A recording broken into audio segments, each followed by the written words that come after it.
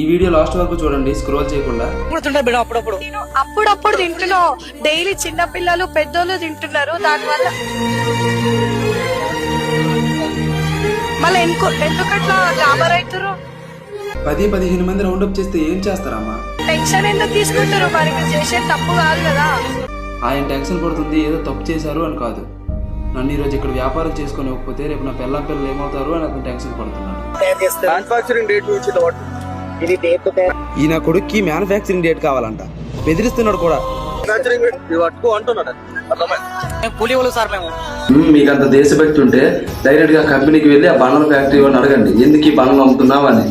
అంత దాకా ఎందుకు? మన ఇండియాలో ఓఆర్ఎస్ బ్యాన్ చేసి 1 year అవుతుంది. ఇప్పటికీ మెడికల్ షాపుల్లో ఓఆర్ఎస్ అమ్ముతున్నారు. అప్పుడేమయ్యా న్యూస్ రిపోర్టర్లు వీళ్ళంటి వాళ్ళు ఇలా వదలకూడదు. వాళ్ళ కామన్ పీపుల్ అంటే ఏంటో చూపిద్దాం. మీకు పైన వాళ్ళు అకౌంట్ ఇస్తాను, రిపోర్ట్ కొట్టండి.